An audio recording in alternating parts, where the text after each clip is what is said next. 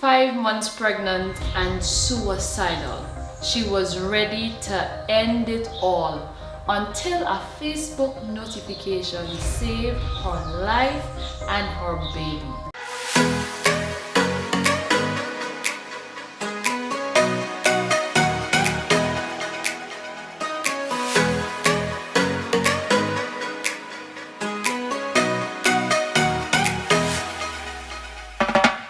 Hi guys, welcome to Life with a Diamond. I am Samantha Diamond and this is real life story where we go in depth with persons about where God has brought them from. And today I have a special guest. Her name is Andrea Morgan. Andrea, welcome to Life with a Diamond. Thank you for having me. Thank you for being willing to share your story. I know you see us, and these stories, they're not hard, they're not easy to tell, especially when you're a woman and you have gone through a lot in life. It's not always easy to let people in when you have carried a lot. Hearing you tell me your story and knowing that it could only be the hand of God to take you from where you were to where you are now. And so I am so grateful that you're willing to share your story with other women so they can know that God is real, He can save, and He can deliver. You were 5 months pregnant in a living room, somebody's living room, and you were Googling how to end your life. And until you saw a Facebook notification and things completely changed. But let's talk about what was life like that got Andrea to the point where she decided, even though you had 2 kids and you had one on the way, that this was it? Well, at that moment, I was broken hearted. Like my son father, he cheated.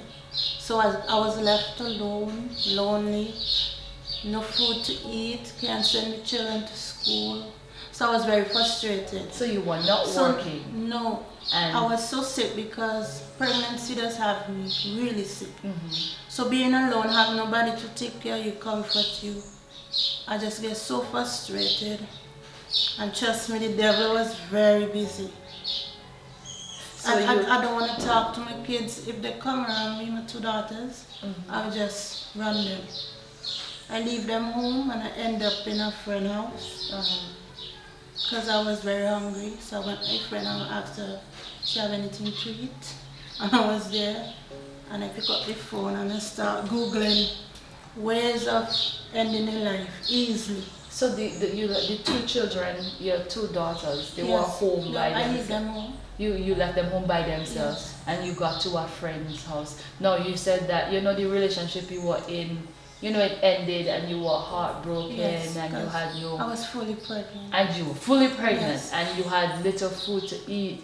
So that... You know when you're pregnant and you're not eating. Well, I don't know, but I could imagine... Even when night come, on 1 o'clock, you're just crying, pain, belly hurting, diarrhea, vomiting, because there's nothing to go down for the baby. So it go get upset. The baby get upset because he not getting anything to eat.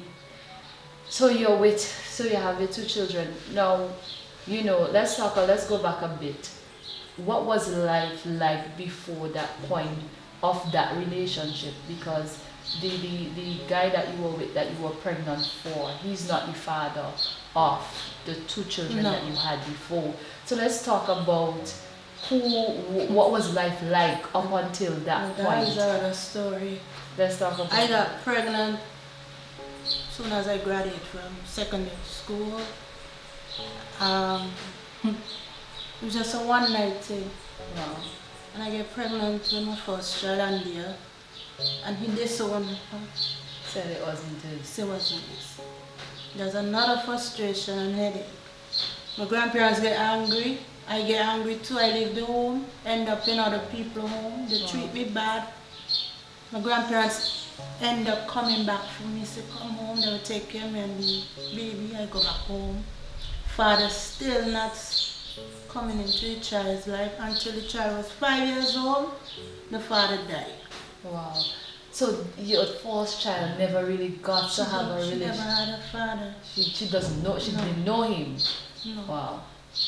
So he died, and then you got in a relationship again with another guy. Got pregnant. He wasn't there either. So how, as a woman, how do you deal with, the emotions of going through, you went through one relationship, you suffered heartbreak. Now you're in a relationship and it feels like the cycle is repeating itself. Yeah, it keeps repeating over and over and over, and then at that point I said there's no love out there, and I'm trying to find love in these men and it's still not working. Because the way I grew up, I didn't have mommy, I didn't have daddy to get that kind of love. So I was looking out there for this love from men. But you just ended up heartbroken. They're not lasting like 2-3 months and that's it. Wow. So you're going through a cycle of relationships, short-term relationships. Yes. And you said something happened to you in your 20s where, you were raped. Yes, I was raped by an ex-friend.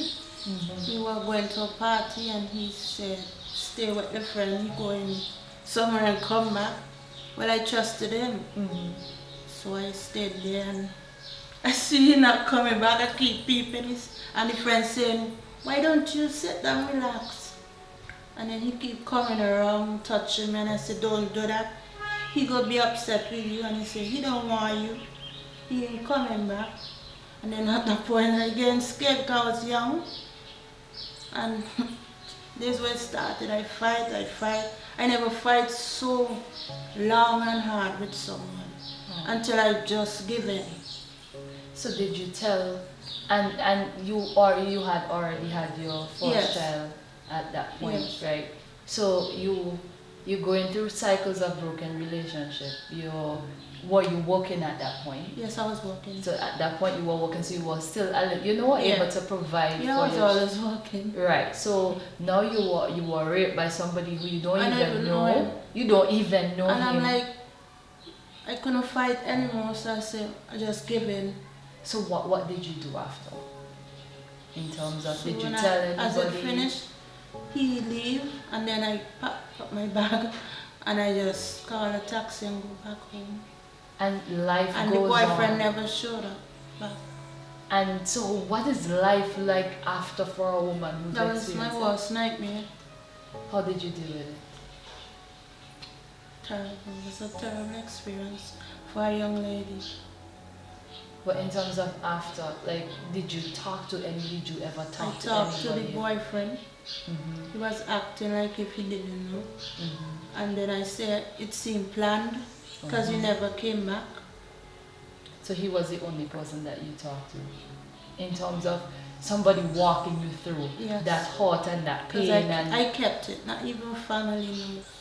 So you never told anybody. So as sometimes as women, you go through stuff and you just bury it. You just feel, bury it. Because that was just me from small. I don't speak much, I don't communicate with people, I'm just by myself. Wow. So I always say maybe it's how I was raised. So you just got accustomed to taking pain. Yeah, just taking everything. Wow. I didn't have friends, no sister or brother around, just uncles and grandparents. So did you ever get to a point where you felt like, before you were 5 months pregnant, did you ever get to a point where you got angry at life and people and... Yes, I did. What did you do? I even cursed God. Wow. I said, God, why did you bring me in this world with so much pain? Because you just felt like one thing after the next. Yes. Wow. So now you've gone through this situation, at the present situation where you're not working, you're pregnant, you have 2 daughters to take care of, send to school, and you can't do that. You can't feed them. It was depressing. So Plus you're pregnant. And you feel as if there is no way you're going to be able to take care of another one. You have nowhere to turn to where your grandparents still alive at this point. No, my grandmother died. I take care of her until she died. I only have grandfather. And he's I had no relationship with my mother and father at the point because we hardly speak. Wow.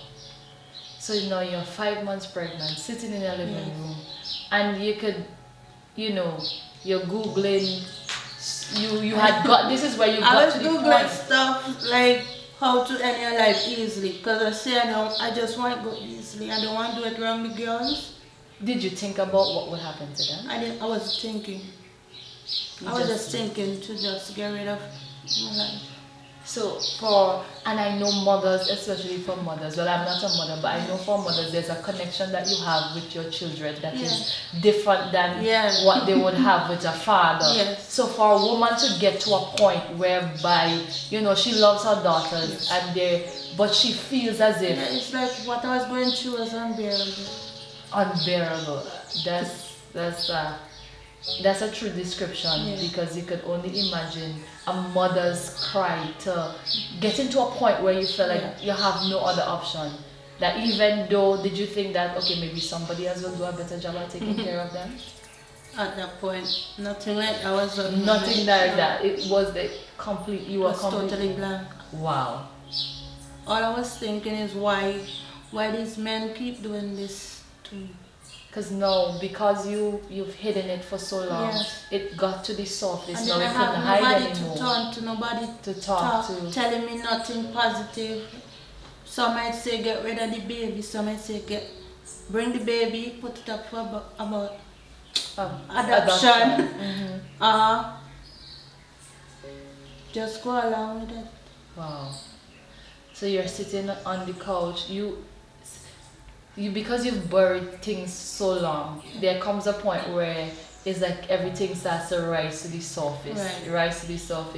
And so things rose to the surface in such a way that you couldn't see beyond your pain. You couldn't see your children, you couldn't see that, mate. All you were seeing was pain of cycles and cycles of being hurt by men. I was so upset with the war, I didn't even want to see my 2 daughters. Wow. So you're sitting, let's talk about this now. You're sitting on the couch, Googling stuff, how to end it, and then you get a notification. While I was doing that, I got a notification on my phone on Facebook. So you know when you get them things as young people, you always want to go see what's up. So I went into it and I saw a post that was Andrew and Evelyn just got engaged. I didn't know Andrew. Just imagine you have this man of God on your phone and you're so busy out there doing your own thing, you miss out a lot. So you saw a notification we are friends on Facebook from a man of God that had you ever heard him speak? I never speak to him, I never saw You never nothing, saw him preach? No post, so no you preach. just saw, so how did you know that he was a man of God? The face, I remember growing up, you would. Grandmother, when income to come on TV, she used to say, come in front of the TV, Clark, and she used to call us Clark. So the only way you recognized him was from his father? I said, he looked like his father. Because grandmother used to always say, you better get in front of the TV, Clark, Okay. So I said, his face looked familiar. So I messaged him and I told him what's going on and what I was going to do. And he invited me that Tuesday night. September 2017. That Tuesday night. He invited you to church. You don't want to see the most excitement I ever get. Wow. I get up out of that chair so fast. I go home, because it was in the evening. I told my daughters we're going summit tonight, it's a surprise. And they keep asking, where we going, mommy, where we going? I said, don't worry, we're going somewhere good. Wow. And that moment, from that moment, it was a blessing to my life. So let's think about, because you told me this and it really hit home to me that now you're going to end your life. You see this man of God. And I'm saved by just a post. And you just saw a post. It wasn't anything Israel. You just saw that he got engaged. Somebody I knew. And you didn't know him, but you just decided to message him and tell him what was happening in your life. But first I asked him if he's a man of God. You asked him because you weren't sure. Yeah, because I said he looked like his father. He looked like his father. And you had never seen him preach. I never saw no post, nothing. And he invited this, and I was thinking, what if he had not answered you? That was it. That was it. So he answered and he invited you to church. Yes. What happened when you went to church? So while I was there, I'm telling you, I never felt such a feeling in my whole life. It's like a cold and a hot feeling. You know, I'm pregnant, but you feeling this heat coming up under my bottom foot and my whole body. I say, what's going on here? So I think now again, you know, the baby bad feelings. I say, nah. I try get up to go outside, but something came pulling me back. So I sit down and I heard a voice saying, I was waiting for you. Wow. So, you know, I'm like there, I don't know what's going on. Yeah. So I watch my 2 girls and I look kind of confused now. I want to know what's going on in my head. Yeah. So I was waiting for you. Wow. So I was there. I went to deliverance. Wow. I don't know what happened. I just went to deliverance and there were 3 people holding me. And imagine a fully pregnant woman going to deliverance and on the floor. Wow. And then I went up and gave my life to Christ. And from that night, yeah, and I just feel somebody just hold me and say, my daughter is okay. Wow. So imagine that, from one Facebook post to an encounter with Jesus, and your life yes. completely it's changed. Like I always say, I'm so happy I'm a testimony. I'm not a tombstone. Oh my goodness, that's a word. Yes. Because you could have been dead. Rat, in a way, and then what would have happened to my 2 daughters? Wow. What was and then life? My son would not be here. Wow. What was life? You encountered Jesus, you received your deliverance. What was life like now after? Because you know, well, you weren't working. This month is my month, because this is the month I baptized. 1 year. 1 year. So 1 year ago, your life changed. It's battles, pain, but I trust in God. I have faith in Him, because there are moments when I just don't feel His presence, and then I get carried away, start to question Him again. But then I have people who I could run to and talk to, and they just build me up back. So the difference in your life now from your life before is the fact that although you may go through some struggles, you have God. Yes. There is always, you have persons that you can talk to. And I lost a lot of friends. And you lose that because whenever I lost a lot of friends. Whenever you get closer to Jesus, where you're coming from, things can't go with you. Even before I get baptized, they was telling me, you know what you're gonna do? You don't know what you're doing, girl. But where were these friends when you were going to That's what I was saying. Where were you when I needed you? Wow. That's why they always say you have to lose certain people in your life for you to grow. Because not everybody. And those same people have been replaced with better people. Amen. Because now I have prophets, I have pastors, I have apostles, I have mother and father in Christ, I have brothers and sisters in Christ. I gain more than where I lose. You have family. And a lot of women, sometimes they're apprehensive of coming to Christ because they're like, what if I lose the man, if I lose the parties, if I lose everything, what would I have? Because I always say I need these people in my life to comfort me and give me this peace I'm missing and this happiness. But they left because I said I want to change my life and give back my life to Christ. They got upset. And it's not just them, but behind the scenes is the enemy trying to keep you in darkness and keep you in sin. Road. So you've encountered Jesus. Now you know you still have your struggles, but how has life changed in terms of being a mother? Now I'm a good mother. What do you mean? Before I was present, in their life, but now I'm a good mother to them. And that's because of it's like my motherhood changed. Because he changes your mindset. Yes, because now I'm a Christian. I want to be an example to my children. I don't want them to follow my footsteps. Andrea, you're a miracle, and I love what you said, that you're a testimony and you're not a tombstone, but because of God. And I love something else that you said, that when you came to church, a voice said to you, "You're home, daughter. I was waiting. It's going to be okay." And you know, when you're outside in the world and you're partying and you're drinking and you're smoking and you have all these people around you, it's like you're not welcome there. It's Yeah. like you're not supposed to be It's not supposed to be fitting there. because of the way I grew up. Because of the way you grew up. Yes. And he was always calling Yes. you. And so if you're watching this, God is calling you home, daughter.